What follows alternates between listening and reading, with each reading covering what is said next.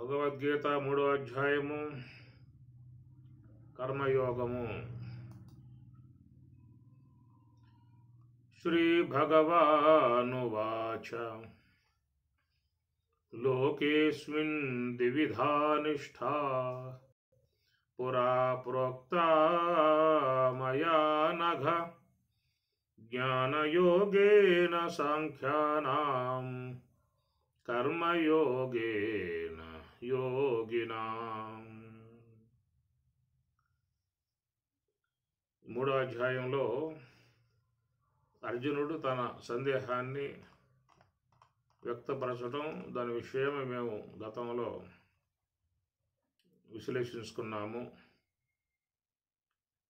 తన సందేహాన్ని విన్నటువంటి పరమాత్మ మరి దాని సమాధానముగా స్వామి చెప్తూ ఉన్నారు. లోకేస్మిన్ ద్విధా నిష్ఠా, అస్మిన్ లోకే, అస్మిన్ ఈ లోకే లోకమునందు అన్నాడు. ద్విధా నిష్ఠ, రెండు విధములుగా ఉన్నటువంటి నిష్ఠ.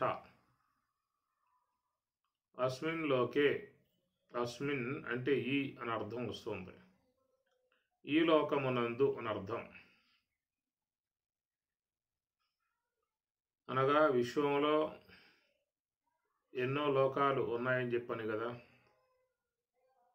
బ్రహ్మలోకము, వైకుంఠము, కైలాసము, ఇంద్రలోకము, చంద్రలోకము, అజానుజాలోకము, గంధర్వలోకము, పితృలోకము, ఈ ప్రకారంగా లోకాలు అనేటువంటివి చాలా ఉన్నాయి.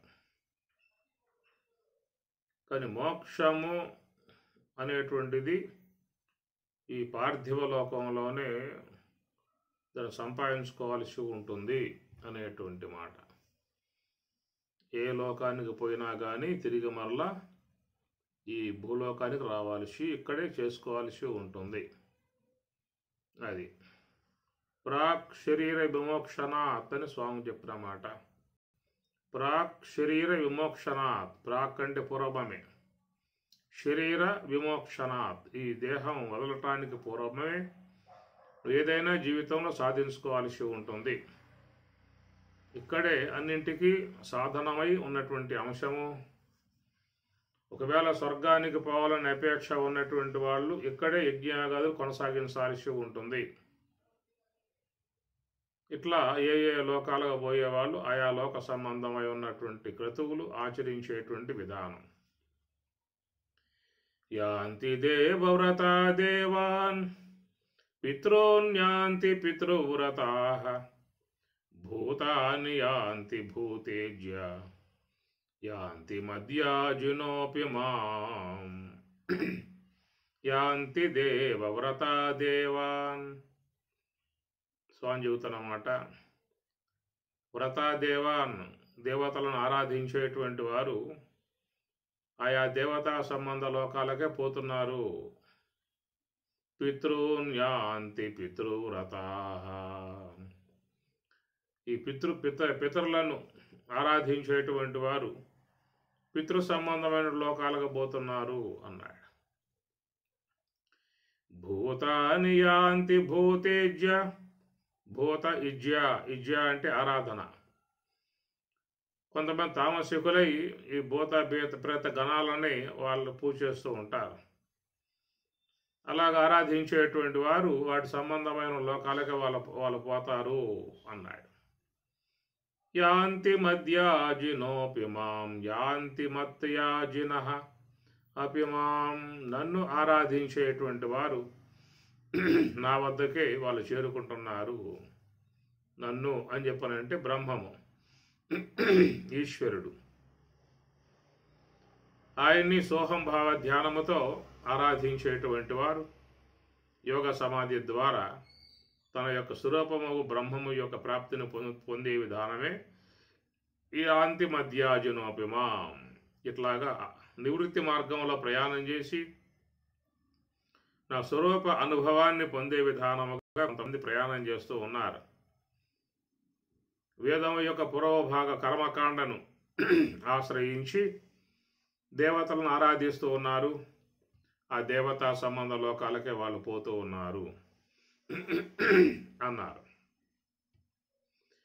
అనగా ఏదైనా ఒక లోనికి పోవాలనేటువంటి దానం ఉన్నటువంటి వారు ఆయా లోక సంబంధమై ఉన్నటువంటి ఆరాధనాది క్రతువులు ఆచరించిన వారు ఆయా లోకాలకు పోయే విధానం ఏర్పడుతుంది. ఎక్కువ శాతం లోకంలో ఈ స్వర్గాపేక్ష ఉన్నటువంటి వారు ఏతం భుక్త్వా స్వర్గలోకం విశాలం త్రయీ విద్యా మాం సోమపాపోతపాపయజ్ఞైః స్వాహ స్వర్గతిం ప్రార్థయంతే తే పుణ్యం ఆసాద్య సురేంద్రలోకం దివ్యాన్ దివిదేవ భోగాన్ అని అంటుంది భగవద్గీత. బాగా వేదమంత్ర భాగాలను ఆధారంగా చేసుకుని మరి దేవేంద్రుని ఆరాధిస్తారు, దేవయజ్ఞములు చేస్తారు. అలా చేసిన వారు మరి దేవేంద్ర లోకానికి వాళ్ళు చేరుకోవడం జరుగుతుంది అన్నారు. ఏతం భుక్త్వా స్వర్గలోకం విశాలం, ఆ స్వర్గలోకం చాలా విశాలమై ఉన్నదిగా ఉందని చెప్పి అంటూ ఉన్నారు. క్షీణే పుణ్యే మర్త్యలోకం విశంతి, ఆడపోయిన తర్వాత నువ్వు తీసుకుపోయేటువంటి యొక్క ధనం పుణ్యధనం అది కాస్త అయిపోయిందా అంటే తిరిగి మరలా భూలోకానికి రావాల్సి వస్తుంది. క్షీణే పుణ్యే మర్త్యలోకం విశంతి క్షీణే పాపే మర్త్యలోకం విశంతి.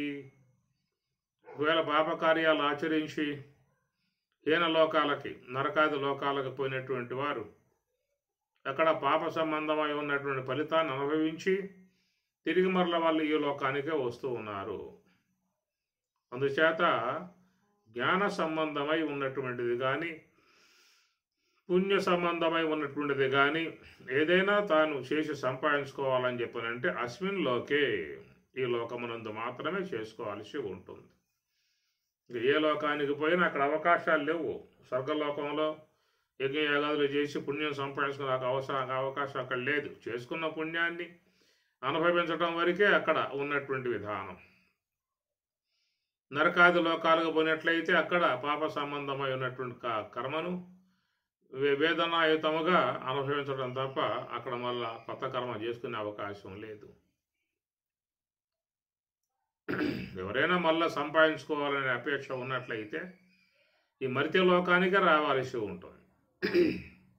అట్లాగా మరి ఇతర లోక సంబంధమై ఉన్నటువంటి దేవతారాధన ఆరాధించేటువంటి వారు ఈ లోకంలో చేసుకోవాల్సి ఉంటుంది. పుణ్యం సంపాదించుకో, పాపం సంపాదించుకో, జ్ఞానం సంపాదించుకో, ఏదైనా సంపాదించుకో అస్మిన్ లోకే ఈ లోకమునందు అని అర్థం. ఏ లోకానికి పోయినా కానీ అక్కడ నువ్వు ఏ యొక్క కర్మ సంపాదించుకున్నావో ఆ కర్మ క్షయం చేసుకోవడం తప్ప మరలా తిరిగి మనం సముపార్జన సంపాదించుకోవాలని చెప్పనంటే అస్మిన్ లోకే ఈ లోకమునందు మాత్రమే చేసుకోవాల్సి ఉంటుంది. ఖట్వాంగుడు దేవతలకు సహాయపడ్డాడు యుద్ధంలో.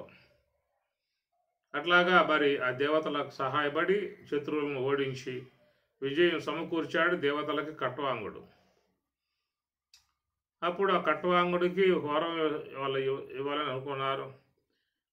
నీవు మాకు సహాయపడ్డావు, నీకేం వరం కాలో కోరుకోమని చెప్పని అడుగుతారు. నా ఆయువు ఎంత ఉన్నది అని చెప్పి అడుగుతాడు. అయ్యా నీ ఆయువు అయిపోయిందయ్యా, ఇంకేం లేదేక 2 గడియలు మాత్రమే ఉన్నాయి అని చెప్పని అన్నారు. అతడు ఆ మాట అనగానే అమ్మటే మరి ఆ లోకం నుంచి భూలోకానికి వచ్చి 2 గడియలలో చక్కగా సాధన చేసి మోక్షాన్ని ఏదో పొందినట్లు మన భాగవతంలో వచ్చే అంశం. కనుక ఆయా లోకాలలో ఏది కూడా సాధించుకునే అవకాశాలు లేవనేటువంటి మాట. మర్త్యలోకంలో మాత్రమే తాను జ్ఞానం కానీ పుణ్యం కానీ పాపం కానీ ఏ సంపాదించుకున్నా ఇక్కడే అన్నీ కూడా. అస్మిన్ లోకే అన్నారు. ఈ విధముగా అస్మిన్ లోకే ఈ లోకము మనం ఉన్నటువంటి లోకం ఇదొక అర్థం అన్నమాట. అస్మిన్ లోకే అని చెప్పనంటే మానవ దేహం. అస్మిన్ ఈ లోకే లోకం నందు అనగా మానవ దేహమునందు అని అర్థం. లోకుడు దర్శనే లోక్యతే ఆలోక్యతే లోకుడు దర్శనే అనేటువంటి మాట. కాబట్టి మానవ సంబంధమై ఉన్నటువంటి లోకం ఒకటి ఉన్నది ఇక్కడ. ఇలాంటి మానవ దేహము యొక్క సంబంధముతో ఉన్నటువంటి వారు మాత్రమే మరి ఈ యొక్క సాధనాంశము ద్వారా బ్రహ్మప్రాప్తిని సాధించుకోవడానికి అవకాశం ఏర్పడుతుంది తప్ప మానవ ఇతర లోకాలు కొన్ని ఉన్నాయి. మానవ దేహం కాక అనేక శరీరాలు లోకంలో ఉన్నాయి. అలాంటి ఆ దేహములలో ఉన్నటువంటి జీవులు మరి పుణ్యం సంపాదించుకోవాలన్నా, జ్ఞానం సంపాదించుకోవాలన్నా, యోగ సాధన చేసి మోక్షాన్ని సంపాదించుకోవాలన్నా కానీ వాటికి అవకాశం లేదు. మానవుల్లాగా ఇతర పశువులు, పక్షులు, క్రిమికీటకాదులు యజ్ఞములు, యాగములు, పూజలు, వ్రతములు లేదా యోగ సాధన, నివృత్తి మార్గం ఇత్యాది ఏవి కూడా అవి చేయటానికి అవకాశంగా ఉన్నటువంటి దేహాలు కావు. అందువల్ల వేదశాస్త్రం మానవునికే ఇవ్వబడింది, యోగ శాస్త్రం మానవునికే. న్యాయ వైశేషిక, యోగ, సాంఖ్య, ఉత్తరమీమాంస, పూర్వమీమాంస, షడ్శాస్త్రాలు అనేటువంటివన్నీ కూడా మానవుని వద్దే నిలిచున్నాయి. వాటిని మానవుడు మాత్రమే అధ్యయనం చేయగలిగే అవకాశం ఉన్నది. వాటిని అవగాహన చేసుకుని అనుభవం రూపమైనటువంటి తత్వానుభవాన్ని పొందటానికి, సాధన చేయటానికి అనుకూలమైనటువంటి యొక్క వాతావరణం మనిషికి మాత్రమే ఉన్నది. కాబట్టి మానవ దేహం ఆ విధముగా నిర్మాణం అనేటువంటిది జరిగింది. ఇతర వాటికంటే కూడా విశేషమైనటువంటి లక్షణాలతో విజ్ఞానము, సుజ్ఞానము, ప్రజ్ఞానము, ఆత్మజ్ఞానం ఇలాంటివన్నీ కూడా మానవ దేహం యొక్క విధానంగా అద్భుతముగా నిర్మాణం చేయబడింది. కాబట్టే ఇన్ని శాస్త్రాలు, శిక్ష, కల్ప, వ్యాకరణ, నిరుక్తం, ఛందస్సు, జ్యోతిష్ శాస్త్రం లాంటి శాస్త్రాలు, ఇతర గ్రంథాలన్నీ కూడా మానవుని ద్వారానే ఎలువలోకి వచ్చాయి. మానవుడే వాటను అధ్యయనం చేయగలిగే అవకాశం ఉన్నది. కాబట్టి అస్మిన్ లోకే అనే మాట చూసినట్లయితే అస్మిన్ ఈ లోకే, అస్మిన్ ఈ దేహే, అస్మిన్ ఈ లోకే, ఈ లోకమునందే అనగా ఈ దేహమునందే. కనుక ఇది మనం రెండు అంశాలుగా చెప్పుకున్నాము. అస్మిన్ లోకే అని చెప్పనంటే అనేక లోకాలు ఉన్నప్పటికీ కూడా ఆయా లోకాలలో ఉన్నటువంటి వారు ఈ భూలోకములో చేసుకున్నటువంటి కర్మల సంబంధమై ఉన్నటువంటి యొక్క పుణ్యపాపాలని అనుభవించడానికి అనుగుణ్యముగా ఉన్నాయే తప్ప తిరిగి మరలా సంపాదించుకోవటానికి అవకాశం అక్కడ లేదు అనేటువంటి మాట. అదే ప్రకారముగా అస్మిన్లోకే అన్నప్పుడు మానవ శరీరము ఇది కాకుండా మానవేతర దేహాలు ఎన్నో లోకంలో ఉన్నాయి. వాటి ద్వారా ఎవరో కూడా, ఏ జీవుడు కూడా జ్ఞానం పొందే అవకాశము లేదు అని అర్థం. ఏ ప్రాణైనా మరి మానవ దేహంలోకి వచ్చే తాను సాధన చేసుకోవాల్సి ఉంటుంది. దీనికి ఉదాహరణగా మనం చెప్పుకున్నట్లయితే మరి భరతుడు, ఆయన్నే జడభరతుడు అంటారు. సమస్త రాజ్యాన్ని త్యజించి తన బిడ్డలకు అప్పజెప్పి ఈ వనములో తపస్సు చేసుకునే ఉద్దేశంతో వచ్చినటువంటి వాడై చిన్న కుటీరం నిర్మాణం చేసుకుని చక్కగా జపధ్యానాలు చేసుకుంటూ ఉన్నాడు. అలా చేసుకుంటున్న సమయంలో ఒక లేడి కోన ఆయనకి ప్రాప్తించింది. కనుక చిన్న కోనగా ఉన్నటువంటి బిడ్డ యందు ఆయనకు మమకారం కలిగింది. దయతో దాన్ని ఆదరించి పెంచి పెద్ద చేశాడు. అలా చేయగా కొద్ది కాలానికి దాని యందు మక్కువ బాగా పెరిగింది, మమకారం పెరిగింది, వ్యామోహంగా మారింది. కనుక ఆ విధముగా ఆ లేడీ యందు ఉన్నటువంటి యొక్క అనురాగం 4 పూట సాగితే వచ్చేస్తుంది. ఏదైనా కానీ కాక 4 పూట స్నేహం చేయాలా అంటే దాని ద్వారా ఒక మమకార భావాలు అనేటువంటివి ఏర్పడి, అట్లాగా ఆయనకు కూడా దాని మమకారాలు బాగా ముదిరిపోయి ఉన్నాయి. మరి ఆయన వృద్ధాప్యం వచ్చింది, మరణం ఆసన్నమవుతూ ఉన్నది. అది గమనించినటువంటి వాడు దాని మీద జాలితో చాలా దీనంగా దీన పరిస్థితిని పొందాడు.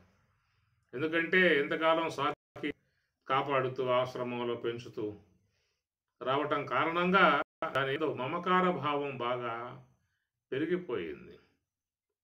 ఆయన కాదు, ఎవరికైనా పెరుగుతుంది. కొద్ది కాలం ఎవరితోనైనా స్నేహం చేయండి, వాళ్ళ మీద మీకు మమకార భావం చాలా పెరిగిపోతుంది. ఇట్లాగా వ్యాప్తి చెందే విధానం ఈ మమకారం అనేది, ఎట్లయితే జలం అంతా భూమి అంతా కూడా పాకిపోతుందో అట్లాగా ఈ మమకారం అనేటువంటిది ఎక్కడెక్కడ అవకాశాలు ఉంటాయో ఆడల్లా కూడా పాకిపోయి పెనబేసుకుపోతుంది అక్కడి నుంచి. ఆ పెనబేసుకుపోవడంతో దాన్ని విడిపించుకోవాలని చెప్పనంటే చాలా తిప్పలు పడాల్సినటువంటి పరిస్థితి ఏర్పడుతుంది. అట్లాగే ఈ పరిస్థితి కూడా అట్లాగే ఉంది. వృద్ధాప్యం వచ్చింది, మరణం యొక్క సంబంధ అంశంలో చేరి ఉన్నాడు. మరి ఇంతకాలంగా మమకారంతో పెంచినటువంటి దాన్ని విడిచిపెట్టయిపోవాల్సినటువంటి పరిస్థితి ఏర్పడుతూ ఉన్నది. ఇలాంటి దీన స్థితి లోకంలో దాదాపుగా ఏదో ఒక సమయంలో ప్రతి ఒక్క వ్యక్తికి వచ్చేదే ఈ దీనావస్థ. ఎందుకంటే మరణ సమయంలో మరి ఎంతకాలం పాటు మమకారం వల్ల పెంచుకొని అనురాగాలు పెంచుకొని ఉన్నటువంటి వాళ్ళ నుండి దూరంగా వెళ్ళిపోవాల్సి వస్తుంది. తిరిగి రాని లోకాలకు పోవాల్సి వస్తుంది. ఏదైనా గ్రామానికి పోతే, పట్టణానికి పోతే, క్షేత్రయాత్రలకు పోతే, విదేశాలకు పోయినా కానీ 4 పూట్ల ఆలస్యంగా అయినా వస్తామనేటువంటి నమ్మకం ఉన్నది. విదేశాలకు పోయే వాళ్ళు కూడా నెల, 2 నెలలు, 3 నెలలు ఆ విధంగా కూడా ఉంటారు. ఏమన్నా కానీ 4 నెలలు అయినా కానీ వస్తాడు వాడు అనే ఒక ఆశ ఉంటుంది అక్కడ. ఇలాంటి ఆశతోనే జీవించే విధానం ఏర్పడుతుంది. కానీ ఆశలు మొత్తం తెగ్గోసి పారేసి ఒక్కసారిగా దాన్ని తెగనరికి మృత్యు అనేది నిర్దాక్షిణ్యంగా మమకార పాశాలు కోసి పారేస్తుంది. సమస్త అనుబంధాలను తెంచి పారేస్తుంది. తిరిగి మరలా తీరిపార చూస్తానికి అవకాశం లేకుండా ఎక్కడికో తీసుకుపోతుంది. ఇది జీవితంలో ఒక ఘట్టం, పరీక్షా ఘట్టం.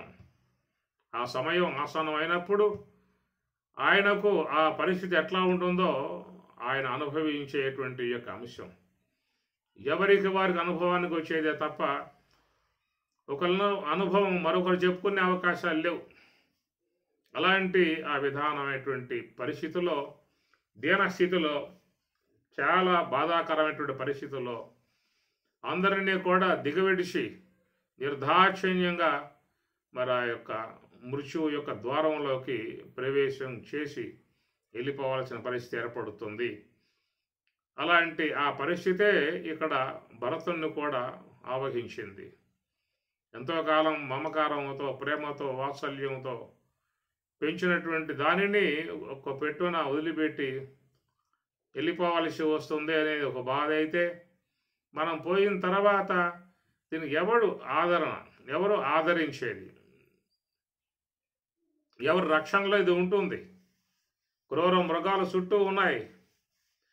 అవలేలగా దీనిని చంపేసి తినేసే అవకాశాలు ఉన్నాయి. అలాంటి ఈ విధానమైనటువంటి పరిశ్రమ పరిస్థితుల్లో ఆయన మనసంతా కొట్టుమిట్టాడుతూ ప్రగాఢముగా నాటుకుపోయి ఉన్నటువంటి ఆలోచనలు కాబట్టి అవి అంత తేలిగ్గా వదలవండి. ప్రగాఢంగా బాగా నాటుకుపోయి ఉంటాయి. ఆ నాటుకుపోయి ఉన్నటువంటి ఎంటాడతాయి ఆలోచనలు. ఎంటాడి జీవుణ్ణి లాక్కుపోతూ ఉండే పరిస్థితి అన్నమాట. మన పురాణాలలో కూడా చూస్తూ ఉంటాం. ఒక కోరిక అనేది తీరని కోరికలు నిలిచిపోతే అది కూడా వాడిని వెంటాడి లాక్కుపోయే పరిస్థితులు చూస్తూ ఉంటాం. అట్లాగా జీవితంలో కోరికలు కూడా తీరని కోరికలు ఏవైనా ప్రగాఢంగా చేరిపోయి ఉన్నాయి అని చెప్పనంటే అవి కూడా వాడిని ఆ వైపుకి లాక్కుపోతాయి, చేసుకుంటాయి. ఎట్ట జడభరతుడు మమకార పాశానికి ముడివేయబడి తెగ్గోయలేక, దాన్ని తెగవేయలేక, తుంచి వేసుకోలేక, దాంతోనే అతడు విలపించి బాధపడి ఆ లేడీ యొక్క రూపాన్ని దర్శిస్తూ పోయిన పరిస్థితి. దాన్ని ఉద్దేశించి పరమాత్మ భగవద్గీత 8వ అధ్యాయంలో దాని విషయం కూడా ప్రస్తావించాడు. యం యం వాపి స్మరన్ భావం త్యజతి యంతే కలేవరం తం తం ఏవ ఏతి కౌంతేయ సదా తద్భావ భావితః. యం యం వాపి స్మరన్ భావం, ఎవరెవరు ఏ ఏ సంస్కారము కలిగి స్మరణ చేస్తూ శరీరాలని విసర్జిస్తారో తిరిగి మరలా వాళ్ళు తం తం ఏవ ఏతి కౌంతే, తం తం అట్టి అలాంటి భావననే వాళ్ళు ఏతి పొందుతూ ఉన్నారు. తదా తద్భావ భావితః అని పరమాత్మ భగవద్గీతలో అంశముగా చెప్పినటువంటిది. భాగవతంలో మనకి ఈ నిదర్శనముగా వచ్చే ఉదంతం ఈ జడభరతోపాఖ్యానం. మరి దాంట్లో మనం చూస్తాం భాగవతంలో ఆ ప్రకారంగా ఆయన మమకార పాశం చేత లాగబడి మోహపాశాల చేత కుట్టుబడి మరణ సమయంలో ఆయన గారు దేహం సాలించిన విధానములో ఆయన్ని ఆ యొక్క ఆలోచన ఆ ప్రకారంగా లాక్కుపోయింది. ఆ ప్రకారంగా ఆలోచనలు కానీ తీరని కోరికలు కానీ, చాలామంది జీవితంలో కొన్ని కోరికలు ఉంటాయి, అవి ఒక పట్టాన్ని తీరవు. ప్రగాఢంగా నాటుకుపోయిన కోరికలు కూడా వాళ్ళని ఆ వైపుకి నానా విధాయకాలుగా తీసుకుపోయేట్లుగా మనకి పురాణాలలో చెప్పే మాట. ఈ ద్రౌపది ఆ విషయం కూడా, ఆమె విషయం కూడా ఎట్లాగే మరి ఆ కోరికల యొక్క విధానాలను అనుసరించే ఆమె ఆ విధంగా వచ్చినట్లుగా చెప్తారు. చివరికి 5 మందికి భర్త అయి జీవించాల్సినటువంటి పరిస్థితి. అదే ప్రకారంగా అంబ కూడా మనకి వస్తుంది. అంబి అంబాలిక అని కాశీరాజు పుత్రికలు. భీష్ముడు తన మరి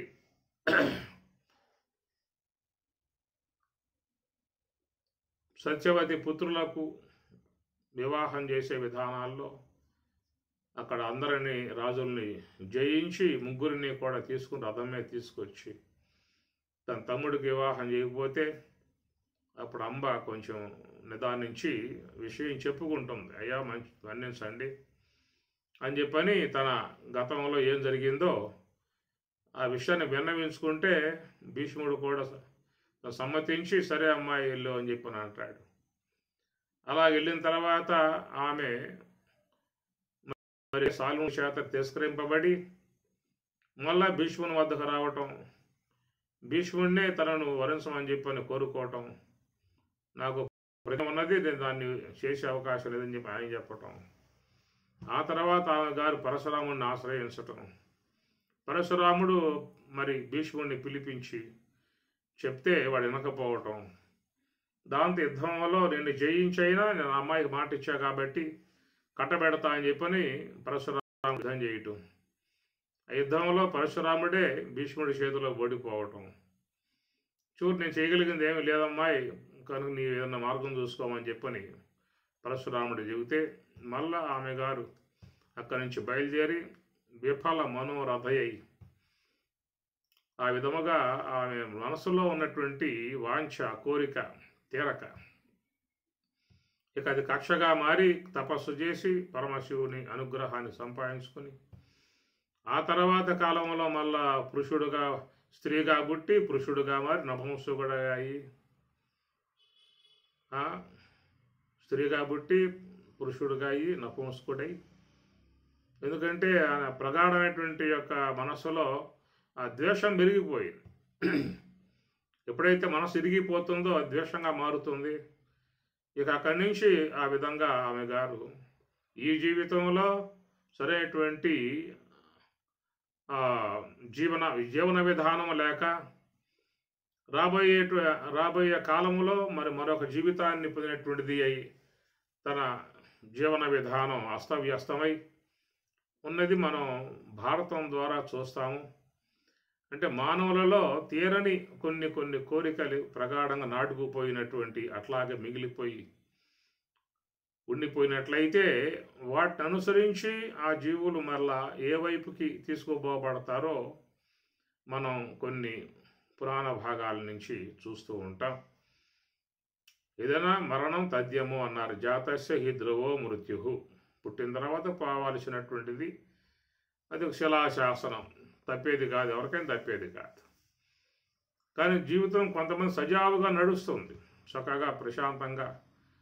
ఏమి ఏటిలో ఉన్న యొక్క నావ పైరు గాలికి వాలు గాలికి మెల్లగా చల్లగా ఒడ్డుకు చేరినట్లుగా కొంతమంది జీవితాలు ఆ ప్రకారంగా సజావుగా ప్రశాంతంగా ఒడ్డుకు చేరే పరిస్థితి ఉంటుంది. కొంతమందిలో కొన్ని వాంఛలు కోరికలు మిగిలిపోతాయి, తీరక మనసులు అట్లాగే బాధతో దేహాలు సాలించి వెళ్ళిపోయే పరిస్థితులు కొన్ని మనకు కనబడుతున్నాయి. అవన్నీ కూడా బాధించే విధానమే అని చెప్పేసి మన పురాణాల ద్వారా చెప్పామాట. అట్లాగా మరి జడభరతుడు కూడా తన మనస్సులో ఆ లేడీ యొక్క సంబంధమైనటువంటి మమకార భావాన్ని పెట్టుకోవటంతో తిరిగి మళ్ళీ ఆయన లేడై పుట్టాల్సిన పరిస్థితి ఏర్పడినట్లుగా భాగవతం. ఇక్కడ మనం చెప్పుకునే అంశం ఏంటని చెప్పానంటే, అస్మిన్ లోకే, ఈ లోకమునందు అనే మాట చెప్పుకుంటూ ఉన్నాము.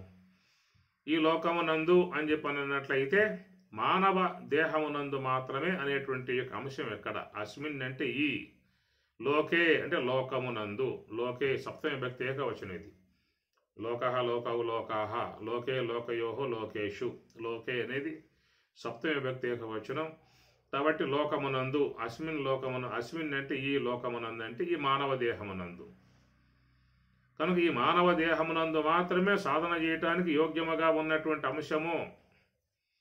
దాని ఉదాహరణగా చెప్పుకుంటూ మనం ఇక్కడ ఏం చెప్పామంటే, జడభరతుడు తన రాజ్యాన్ని త్యజించి చక్కగా కుటీరం నిర్మించుకొని ఏకాంత ప్రదేశంలో చక్కగా ధ్యానం చేసుకుంటూ దైవ మార్గంలో ఉన్నటువంటి తాను మరి ఒక మమకారానికి గురై చివరకు మళ్ళా లేడై పుట్టిన తర్వాత మరి అక్కడ చేసుకోవచ్చు ఆయన గారు సాధన.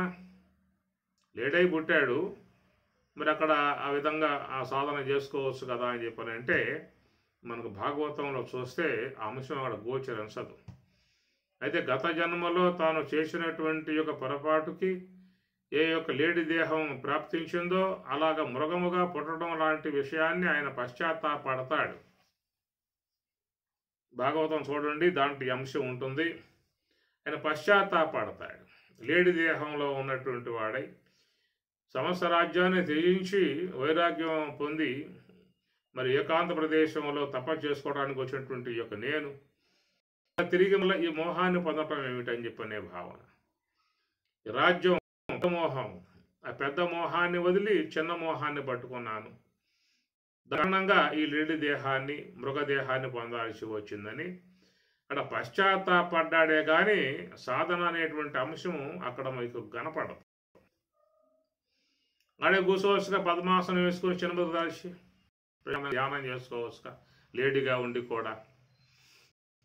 కనుక అక్కడ ఆ అంశం మీకు భాగవతంలో చెప్పల. పశ్చాత్తాపడుతూ ఉన్నాడేది కానీ దానికి తగినటువంటి వనరులు ఆ మృగదేహాలలో బహుశా ఇనా సంబంధమై ఉన్నటువంటి అంశాలు యమ నియమ ఆసన ప్రాణాయామ విహార ధారణ ధ్యాన సమాధి అనే ఏవైతే అష్టాంగ ప్రక్రియలు, శ్రవణ మనన నిధిధ్యాసన తత్వ పదార్థ శోధనము వాసనాక్షయము మనోనాశనం అనబడేటువంటి యొక్క సాధనా సంబంధమై ఉన్న అంశాలు, ఇవన్నీ మానవ దేహం యొక్క దాంట్లోని పరిమితమై ఉన్నటువంటి యొక్క అంశాలు. ఉపనిషత్తులు కానీ భగవద్గీత కానీ బ్రహ్మసూత్రాలు కానీ ఇత్యాదివన్నీ కూడా మానవ దేహమునందే అన్వయమయ్యేటువంటి యొక్క అంశాలు ఉన్నాయి. అందువల్ల ఇక్కడే దానికి సాధనకు అనుగుణ్యముగా ఉండేటువంటి యొక్క అంశము. కాబట్టి ప్రకారంగా ఆయన మరి ఆ తప్పిదముతో మృగదేహాన్ని పొందినప్పటికీ తత్సంబంధమైన సంస్కారం వానికి ఉండి, పూర్వజన్మ సంస్కారం ఉండి పశ్చాత్తాపడ్డటువంటి పరిస్థితి కనబడుతుంది. అయితే ఆయన కాబట్టి తపస్సంపన్నుడు కాబట్టి సంబంధమైనటువంటి చిన్న పొరపాటుకి చిన్న తప్పిదానికి ఓ శిక్ష పడ్డట్లుగా ఆయన భావించుకున్నాడు, బాధపడ్డాడు. కానీ మిగతా వాళ్ళకి అలాంటి జ్ఞానం ఉంటుందా అని చెప్పి అన్నట్లయితే ఎంతోమంది ఈ లోకంలో లోకం నిష్క్రమించి దేహం సాలించి వెళ్ళిపోతూ ఉన్నారు.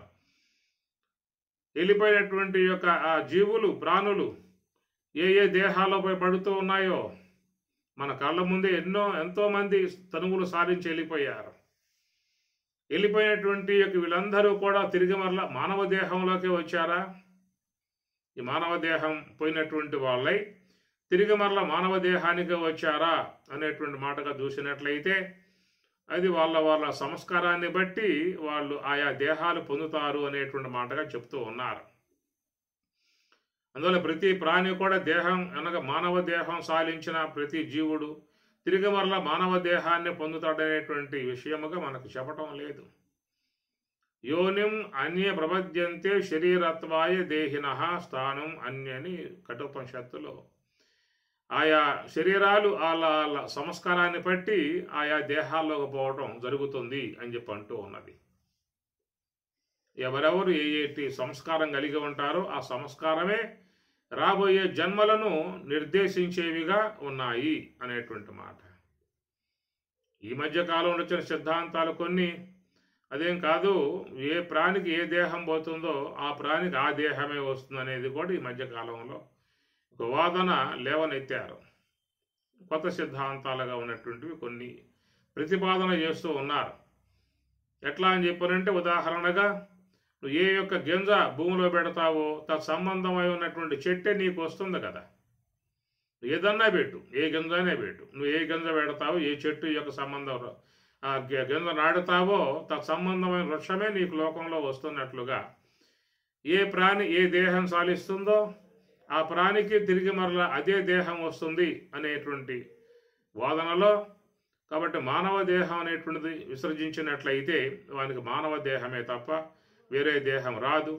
అట్లా పశువు అనేటువంటిది కూడా ఆ పశు దేహం సాలిస్తే దానికి ఆ దేహం తప్ప మరొక దేహం రాదు అనేటువంటి వాదన ఇటీవల కాలంలో కొంత వాళ్ళు చెప్తూ ఉన్నారు. ఒక రకంగా చూస్తే ఈ వాదన మరి మానవ సంబంధ ఆకారం కలిగి ఉన్నటువంటి వారికి సంతోషం కలగజేసేటువంటి యొక్క అంశమే. ఎందుకంటే ఈ యొక్క మానవ దేహం పోయిన తర్వాత ఏదై పుడతానో, పిల్లై పుడతాను, నల్లై పుడతాను, దోమై పుడతాను, చేమై పుడతాను, అరణ్యాలలో ఇంకేదై పుడతాను అన్నటువంటి భయాలకు గురయ్యేటువంటి పరిస్థితి ఒకటి ఉంది. కాబట్టి ఈ వార్త కొంచెం ఇలాంటి ఈ భావనతో భయపడేటువంటి వాళ్ళకి చిరుజల్లులాగా ఆనందకరమైనటువంటి యొక్క విషయమే. కానీ అట్లాగా ఉన్నదా అనేది చూడాల్సినటువంటి యొక్క అంశము. ఉపనిషత్తులు ఇలాంటి భగవద్గీత లాంటి గ్రంథాలు మాత్రం అది జీవుడు చేసుకున్నటువంటి కర్మానుగుణ్యముగా ఆయా దేహాలు పొందటమే తప్ప మానవ దేహం పోతే మానవ దేహమే వస్తుంది, పశువుకు పశు దేహం పోతే పశు దేహమే వస్తుంది, పక్షికి పక్షి దేహం పోతే పక్షి దేహమే వస్తుంది, గార్ధవాన్ని గార్ధవ దేహం పోతే గార్ధవ దేహమే వస్తుంది, గోవుకు గోవు దేహం పోతే గోవు దేహమే వస్తుంది అనేటువంటి సిద్ధాంతాన్ని ఇతర కొన్ని సాంప్రదాయాలు లేవనెత్తినప్పటికీ కూడా మనకి ఉపనిషత్తుల్లో విధానం చూసినట్లయితే అలాంటిది లేదయ్యా అనేటువంటి మాట మనకి వినపడతా ఉన్నది. కనుక మానవ దేహం చేరువడిన తర్వాత ఈ జీవుడు అనేటువంటి వాడు ఏ కర్మ అయితే ఉంటుందో వానికి ఆ కర్మానుగుణ్యముగా అట్లాగా ప్రయాణం చేస్తాడు అనే మాటలు మనకి శాస్త్రం ద్వారా తెలియబడుతూ ఉన్నాయి. ఆసురీం యోనిం ఆపన్న మూఢా జన్మని జన్మని అని చెప్పని కదా భగవద్గీత. జన్మని జన్మని ఆసురీం యోనిం ఆపన్న, ఎవరైతే జీవితంలో అవలక్షణాలు కలిగి జీవిస్తారో స్వామి చెప్పారు భగవద్గీతలో, త్రివిధం నరక సేదం ద్వారం నాశనం ఆత్మనః కామః క్రోధద లోభః తస్మాత్ ఏతత్ త్రయం త్యజేతు. తన వ్యక్తిత్వమును పతనం చేసేటువంటి గుణాలు కామము, క్రోధము, లోభము అని చెప్పి అన్నారు. ఇలాగా ఉన్న గుణాలు చాలా ఉన్నాయి, మూడే కాదు, కామ, క్రోధ, లోభము, మద, మత్సర, ఈర్ష్య, దంభ, కరవ, వైర, విద్వేష ఇలాంటివన్నీ చాలా ఉన్నాయి. ఇలాంటి గుణాలతో ఎవరైతే జీవించి సంబంధమైనటువంటి దోష సంబంధ కర్మలు సంపాదించుకుంటారో అలాంటి ఆ జీవులు దేహం సాలించిన తర్వాత ఆసురీం యోనిం ఆపన్న మూఢా జన్మని జన్మని జన్మని.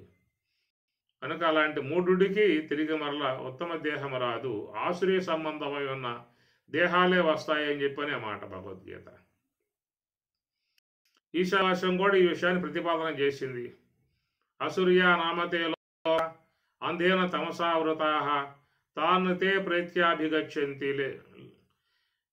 ప్రేత్యాభిగచ్చంతి లో ఏమి ఆత్మహనః జనాః అన్నాడు.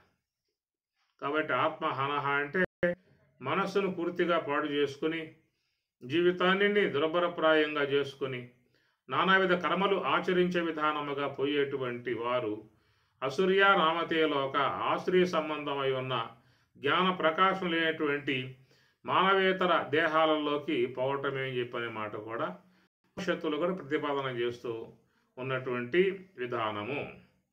కాబట్టి ప్రకారముగా ఈ దేహము నుంచి వెలువడ్డేటువంటి యొక్క జీవుడు మరి ఎట్టి దేహాలలోకి పోతాడు అనేటువంటి విషయం కూడా విధమిద్దమే.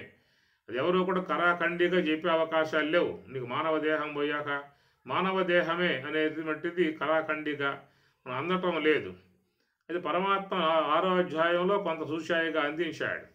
ఎవరైతే ధ్యానాన్ని చేస్తూ యోగాన్ని శీలిస్తూ తత్వజ్ఞాన చింతన చేస్తూ దైవీ మార్గంలో ప్రయాణం చేస్తూ దైవానుగ్రహం కోసంగా జపతపాదులు శీలించేటువంటి అలాంటి మహానుభావులు ఒకవేళ దేహం సాలించినట్లయితే వారు మరి పుణ్యయుక్తమై ఉన్నటువంటి యొక్క లోకాలకు పోయి చాలా కాలం పాటు అక్కడ ఉండి శుచీనాం శ్రీమతాంగేహే యోగ భ్రష్ట అభిజాయేతి, శుచివంతులు శ్రీమంతులుగా ఉన్నటువంటి గృహాలలో వాళ్ళు జనిస్తారని చెప్పేసి అని ఒక భరోసా పరమాత్మ మనకి 6వ అధ్యాయం ద్వారా ఇచ్చినటువంటి అంశము. అలాంటి కేటగిరీ ఈ యోగ భ్రష్ట, యోగ తత్వాన్ని శీలిస్తూ ఉన్నవాళ్ళు, జ్ఞానతత్వాన్ని శీలించేవాళ్ళు, భగవన్ మార్గంలో ప్రయాణం చేసేటువంటి వాళ్ళ సంస్కారమే వాళ్ళను కాపాడుతుంది అన్నట్లుగా అక్కడ పరమాత్మ ఒక తిరిగి మరలా మానవ శరీరం యొక్క విషయాన్ని ప్రస్తావనగా ఆయన చెప్పుకొచ్చిన మాట. ఇక మిగతా విషయాలు చూసినట్లయితే వాళ్ళ కర్మలే వాళ్ళ మనుగడకు, వాళ్ళ జీవన మనుగడకు, జన్మ పరంపర ప్రక్రియకు మూల కారణం అవుతున్నాయనేటువంటి మాటగానే చెప్పుకొస్తున్న విషయము. అందువల్ల మానవ దేహం పోతే మానవ దేహమే వస్తుంది, పశువుకు పశుదేహం పోతే పశుదేహమే వస్తుంది అనేటువంటి సిద్ధాంతాన్ని అక్కడ మనకి కనపడే విధానంగా లేదు. అలాంటి విధానం కనుక ఉన్నట్లయితే చాలా వరకు సంతోషించాల్సినటువంటి అంశమే అవుతుంది. కానీ లోపల ఉన్న అంశాలు మన దృష్టికి రావు. అది శాస్త్రం ద్వారా మనకి అందాల్సినటువంటి అంశములు. కాబట్టి ఈ విషయంలో మరి భాగవతం చెప్పిన విధానము మానవ దేహం పోతే మానవ దేహమే వస్తుందనేటువంటి విషయంగా చెప్పినట్లయితే మరి జడభరతుడికి ఆ దేహం పోతే తిరిగి మళ్ళా మానవ దేహమే కదా రావాల్సింది. కానీ ఇక్కడ లేడి దేహం వచ్చింది ఆయనకి. ఆ లేడి దేహాన్ని పొంది అది ఉన్నంతకాలం పశ్చాత్తాపానికి గురయ్యాడు, బాధపడ్డాడు. ఆ తర్వాత మళ్ళా బ్రాహ్మణ కుటుంబంలో ఆ దేహం సాలించి లేడి దేహాన్ని సాలించి తర్వాత మళ్ళా బ్రాహ్మణ కుటుంబంలో జనిస్తాడు. అక్కడ ఆయన కేవలం మనసంతా కూడా భగవంతుని యందే ఉంచి తపస్సు చేసుకునే విధానంగా ఉంటాడు. కారణం ఏంటంటే గతంలో ఆయన చేసిన తప్పుకి పెద్ద శిక్ష పడింది. ఆ శిక్ష అనుభవిస్తూ మరి పశ్చాత్తాపం చెందాడు. తిరిగి మరలా మరొక దేహాన్ని పొందినప్పటికీ కూడా ఆయనకి తత్సంబంధమై ఉన్నటువంటి యొక్క జ్ఞానం ఆయనకు ఉన్నది అని అనుకోవాలి ఇక్కడ. ఎందుకంటే ఆయన జాగ్రత్త పడ్డటువంటి అంశాన్ని చూస్తే ఆయనకి ఆ జ్ఞానం ఉందనే విషయం మనం గమనించాల్సి ఉంటుంది. గత జన్మలలో సంబంధమై ఉన్నటువంటి సంస్కారం, ఆ యొక్క స్మృతి అనేటువంటిది సాధారణంగా ఎవరికి కూడా రాదు. అనగా మనం ఈ దేహం ధరించడానికి ముందు ఎన్ని దేహాల నుంచి ప్రయాణం చేసి వచ్చామో, తిరిగి మరలా ఈ దేహం సాధించాక ఎన్ని దేహాలు మన పొందుతూ మన ప్రయాణం కొనసాగింపబడుతుందో, మళ్ళా తిరిగి ఎప్పుడుకో ఈ మానవ దేహం అనేది ప్రాప్తిస్తుందో, ఆ ప్రాప్తించినప్పుడు గతంలో ఏం జరిగిందనే విషయం మీద ఎవరికి కూడా క్లారిటీ ఉండదు, జ్ఞానం ఉండదు, అవగాహన ఉండదు, ఆ సంస్కారం ఉండదు. కానీ జడభరతుడుగా మాత్రం మరి భాగవత రీత్యా చూసినట్లయితే ఆయనకు ఆ సంస్కారం అట్లాగా నిలిచి ఉండి గతంలో తాను చేసినటువంటి పొరపాటుకి ఆయన చింతిస్తాడు, బాధపడతాడు. అంటే ఏమిటంటే గత జన్మల యొక్క సంబంధమై ఉన్నటువంటి స్మృతి జ్ఞానం ఆయనకి వచ్చింది అని చెప్పేశాడు. అయితే మాకు రాకపోవటం ఏమిటి, ఆయనకి రావటం ఏమిటి అనే సందేహాలు కూడా కలిగే అవకాశం ఉంటుంది. అయితే అక్కడ ఆయన తపస్సు బాగా చేశాడు కాబట్టి ఆ తపస్సు యొక్క సంబంధమై ఉన్నటువంటి ఆ జ్ఞానముతో ఆయనకి ఆ విధముగా అట్లా స్మృతి పదములో గత జన్మల యొక్క సంబంధమై ఉన్నటువంటి జ్ఞానం ఆయనకు బహుశా వచ్చి ఉండవచ్చు అని చెప్పి అనుకోవచ్చు మనం.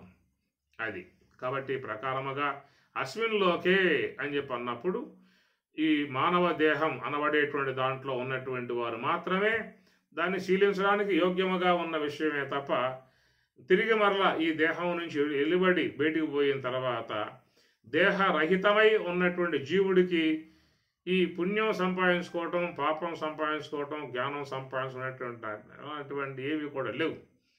ఎందుకంటే మానవ దేహం అనేటువంటిది ఏంటంటే దాంట్లో కొంత ప్రత్యేకతలు ఉన్నాయన్నమాట. ఏమిటా ప్రత్యేకతలు అని చెప్పనంటే స్వతసిద్ధముగా ఆలోచన చేయగలుగుతాడు. తనకు రాకపోతే పక్క వాళ్ళ ద్వారా దాన్ని తీసుకుని ఆచరించే విధానం ఏర్పడుతుంది. ఒకవేళ వాళ్ళ ద్వారా అందకపోతే శాస్త్రం ద్వారా కూడా సంపాదించుకోవచ్చు. తనకు అన్ని శాస్త్రాలు సమగ్రంగా సమృద్ధిగా ఉన్నాయి. నీతి సంబంధ శాస్త్రాలు, ధర్మ సంబంధ శాస్త్రాలు, యోగ సంబంధ శాస్త్రాలు, జ్ఞానం యొక్క సంబంధ శాస్త్రాలు, అనేక శాస్త్రాలు ఆయనకి చక్కగా అందుబాటులో ఉన్నాయి కాబట్టి వాటి ద్వారా చక్కటి జ్ఞానాన్ని పొందే అవకాశం అనుకుంటుంది. ఇలాంటి సౌలభ్యం ఇతర దేహాలలో కనపడదు. ఒక పశువు ఉందని చెప్పనంటే అది ఏదో కాస్త మంచిగా మేయటం, ఏళ్ళకి పాలు ఇవ్వటం, బిడ్డలను కనటం, ఇట్లాగా తనకున్న స్వాభావిక విధానంగా పోతుందే తప్ప మరొక మార్పును చెందే అవకాశం వాడికి లేదు. కనుక మార్పు అనేది వాటిల్లో పూర్తిగా వచ్చే అవకాశం లేదు. అందుచేత వాటికి అలాంటి అవకాశాలు లేవనేటువంటి ఒక మాట. ఒక మానవ దేహమును మాత్రమే పరమాత్మ సర్వేశ్వరుడు కొన్ని ప్రత్యేకతలతో దాన్ని నిర్మాణం చేసి ఇచ్చినటువంటి యొక్క అంశం కాబట్టి అస్మిన్లోకే అనగా ఈ యొక్క దేహం, ఈ మానవ దేహం అనబడేటువంటిది చాలా సౌలభ్యమై ఉన్నటువంటిది, ఎన్నో ఇలువలతో చేరి ఉన్నటువంటిది, ఎన్నో విశేషణాలతో కూడా చేరి ఉన్నటువంటిది. ఎందుకంటే ఈ మానవ దేహం గల వాళ్ళు చూసినట్లయితే వాళ్ళలో కొన్ని మహిమలు అలాంటివి మనం చూస్తూ ఉన్నాం. బ్రహ్మేంద్ర స్వాముల వారు ఆయన కాలజ్ఞానము రాశాడు, తర్వాత తత్వజ్ఞానము అందించాడు, రెండు ఇచ్చాడు ఆయన గారు. కాబట్టి ఆయన ఇచ్చిన కాలజ్ఞానంలో చాలామంది ఆయన చెప్పిన ప్రకారం జరుగుతుందని చెప్పనే విషయముగా పెద్దలు నమ్ముతున్నటువంటి పరిస్థితి.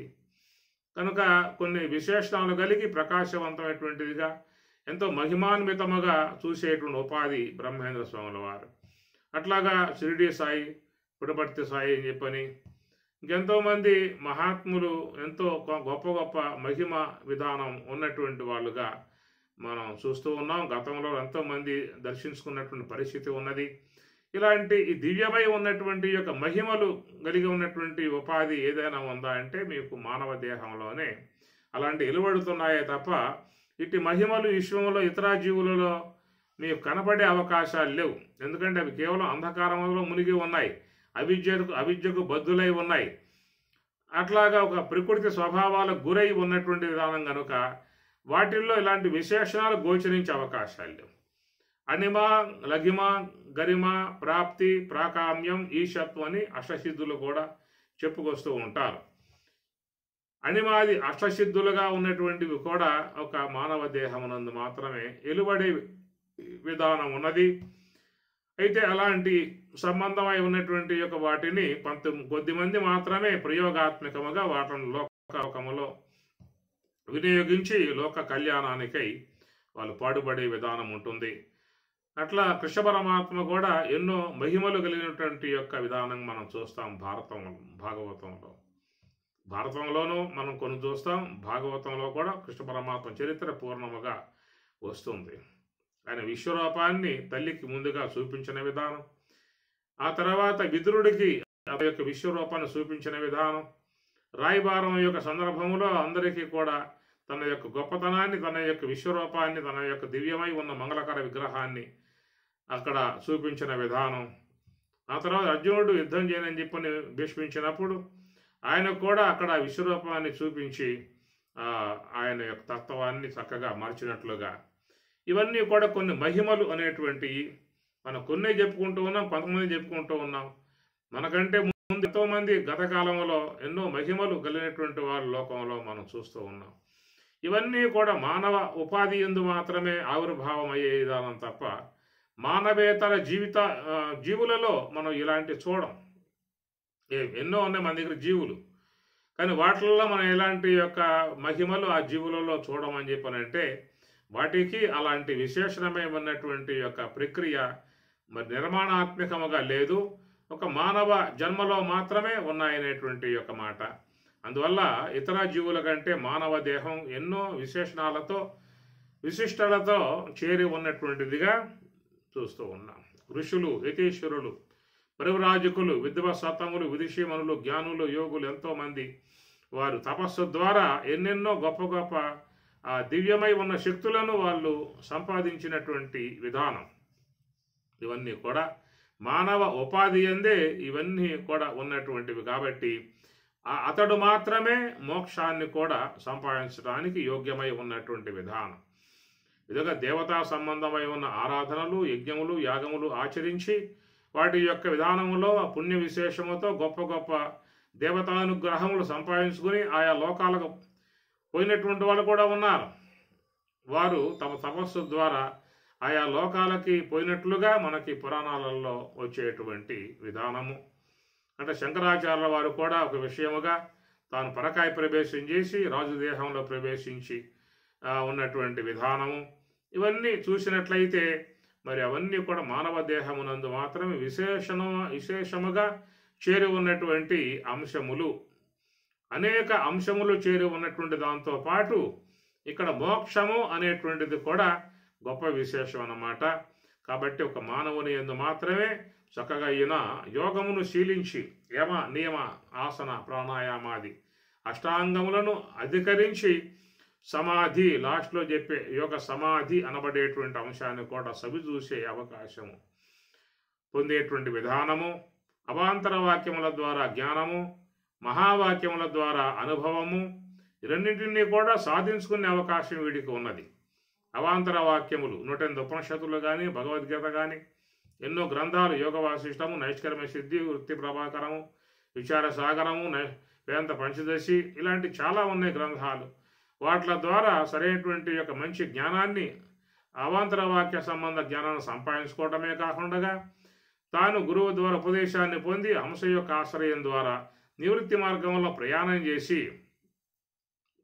చేసి సోహం తత్వమసి, అహం బ్రహ్మాస్మి, అయం ఆత్మ బ్రహ్మ, సర్వం కల్విదం బ్రహ్మ అనే 4 మహావాక్యాల సంబంధమై ఉన్నటువంటి అనుభవాన్ని కూడా తాను సంపాదించుకోవటానికి మంచి అవకాశాలు ఇక్కడ పుష్కలంగా ఉన్నటువంటి విధానం. మానవ దేహంలో ప్రవేశించినటువంటి వాడికి ఇవన్నీ కూడా మరి అన్నీ కూడా పుష్కలంగా ఉన్నాయి. అంటే వ్యావహారిక సంబంధమై ఉన్నటువంటి విధానాల నుంచి కూడా వాడు ఎన్నో గొప్ప విధానాలు సాధిస్తూ ఉన్నాడు కదా. వైజ్ఞానికంగా ఎదిగి మరి ప్రకృతి పదార్థాలను శోధించి విశ్వాంతరాలలో ఉన్నటువంటి అనేకమైనటువంటి విజ్ఞానాత్మకమై ఉన్నటువంటి అంశాలను తీసుకొచ్చి అందరికీ కూడా అందుబాటులో చేస్తున్నటువంటి విధానం. ఒకప్పుడు దీపములు వెలిగించుకుంటూ ఉన్నటువంటి కాలం. ఈనాడు చక్కగా వెలుగులలో, ప్రకాశములో, మరి కరెంటు ప్రకాశాలలో ఉన్నాడని చెప్పాలంటే అది ఒక సాధించినటువంటి ఒక అంశము. ప్రకారముకి గగన వీధిలో అనేక వందల మందితో కూడా సులభముగా ప్రయాణం చేసి విదేశాలకు చేరుకునే విధానాలుగా నిర్మించుకున్నటువంటి యొక్క విధానం. అట్లా ఈనాడు చూసినట్లయితే ఎన్నెన్నో గొప్ప గొప్ప అంశములు మన విశ్వంలో ఎక్కడో ఉన్నటువంటి వాళ్ళు ఇక్కడుండి మాట్లాడుకోవడం కానీ, ఎక్కడో ఉన్నటువంటి వాళ్ళు ఇక్కడి నుంచి చూసుకుంటూ వీడియో కాల్లో చూసుకుంటూ మాట్లాడుకోవడం కానీ, అద్భుతాలే ఇవన్నీ కూడా ఈ విశ్వంలో ఉన్నటువంటి యొక్క మహిమాన్వితమైన అంశాలే. ఇవన్నీ కూడా మానవుడు సాధించగలిగాడు. అటు ఆధ్యాత్మిక రూపకమైనటువంటి అంశమే కాకుండా ఇటు భౌతిక రూపముగా కూడా బాగా మంచిగా ఎదిగి తన యొక్క జీవన విధానాన్ని మెరుగుపరుచుకొని ఎంతో సుఖంగా, సంతోషంగా జీవించడానికి యోగ్యముగా అన్ని రవాణా సదుపాయాలు కానీ ఇవన్నీ కూడా పెంపొందింపజేసుకునే విధానంలో మానవ దేహం ఒక అత్యద్భుతముగా ఎన్నో ఇలువలతో కూడినటువంటి యొక్క దానిగా నిర్మాణం చేయబడ్డటువంటిదిగా మనం చూస్తాం. అది సర్వేశ్వరుని యొక్క అనుగ్రహముతో చేయబడ్డటువంటి యొక్క అంశము. అలాంటి ఈ మానవ దేహమునందు మాత్రమే అస్మిన్లోకే తర్వాత వచ్చే అంశము వివిధా నిష్ఠాపురా ప్రోక్తమయానఘ అనే అంశాలు దీంట్లో ఉన్నాయి. ఇక్కడ మనం చూస్తున్నటువంటి అంశం ఏంటంటే అస్మిన్లోకే, ఈ లోకమునందు అనేటువంటి మాటకి మనం చెప్పుకున్నటువంటి దానం ఏంటంటే అస్మిన్లోకే అంటే మన ప్రస్తుతం భూలోకములో ఉన్నాము అని చెప్పని, ఈ భూలోక వాసులకు మాత్రమే మోక్ష సంబంధమై ఉన్నటువంటి యొక్క సాధనా ప్రక్రియలు, పుణ్య సంబంధమై ఉన్నటువంటి యొక్క పుణ్యకర్మలు, లేదా పాప సంబంధమై ఉన్నటువంటి యొక్క హీనాది కర్మలు, ఇలాంటివన్నీ కూడా వాడు చేసి ఆయా సంబంధ పుణ్య పాప జ్ఞానాలని సంపాదించుకోవటానికి అవకాశముగా ఉన్నటువంటి జన్మ మానవలోకము అనేటువంటి అంశము. ఇతర లోకాలకు పోయినటువంటి వాడు ఈ లోకములో చేసుకున్నటువంటి కర్మ సంబంధమై ఉన్నటువంటి పుణ్య పాపాలని అనుభవించడం వరకే తప్ప అక్కడ మళ్ళా పుణ్య సాధన సంబంధమై ఉన్న కర్మలు ఆచరించడానికి అక్కడ సదుపాయాలు లేవనేటువంటి మాటగా చెప్తూ ఉన్న విషయం. కాబట్టి నువ్వు ఏదైనా సంపాదించుకోవాలంటే అస్మిన్ లోకే, ఇక్కడే సంపాదించుకోవాలి తప్ప ఆడకపోయి నువ్వేమి కూడా చేసే అవకాశం కాదనేట మాటగా ఒక అంశాన్ని చెప్పుకున్నాం. రెండవది ఏంటంటే అస్మిన్ లోకే అన్నప్పుడు మానవలోకము, మానవ దేహం అనేటువంటిది. ఈ విషయంలో ఎన్నో ఉన్నాయి దేహాలు. మానవ దేహాన్ని పక్కన పెడితే 83,99,999 రకాలుగా చేరి ఉన్నటువంటి అనేక జీవజాలం విశ్వములో అసంఖ్యాకములుగా కోటాను కోట్లగా పెరిగిపోయి ఉన్నటువంటి యొక్క జీవ సముదాయము. ఇవేవి కూడా మరి ఎలాంటి ఇక్కడ వైజ్ఞానిక సంబంధమైన విషయం కానీ, విజ్ఞాన సంబంధమైనటువంటి యొక్క వేదాంత సంబంధమైనటువంటి యొక్క అంశము కానీ, మహిమాన్వితమై ఉన్నటువంటి యొక్క విధానము కానీ, అటనే మరి యోగ సాధనా సంబంధం నివృత్తి మార్గ విధానం కానీ, ఇవన్నీ కూడా ఒక మానవ దేహమునందే చక్కగా నిర్మితమై ఉన్నటువంటి అంశములు. వాటిని గుర్తించి ఎలికిదీసి వాటి ద్వారా ఆయా అంశాలు సాధించుకోవచ్చు మానవుడు. ఎంత ఉన్నదో ఈ యొక్క మస్తిష్కంలో మానవుడు తెలివితేటల నుంచి ఎన్నెన్ని అద్భుతాలు లోకంలో నిర్మాణం చేసే విధానాలు ఇక ముందు ముందు వస్తాయో. మనం ఉన్న కాలంలోనే కొత్త చాలా అంశాలు మనం చూస్తూ ఉన్నాం. మన హయాంలో ఒకప్పుడు ఏవి కూడా లేవు. అలాంటివి నాడు ఎన్నో మనం చూస్తున్నాము అని చెప్పనంటే ఇవన్నీ కూడా మానవుడు సాధించాడు. అది సాధించినటువంటిది ఈనాటితో అది ముగింపబడ్డటువంటి యొక్క అంశము కాదు. ఇంకెన్నో సాధింపబోతాడు.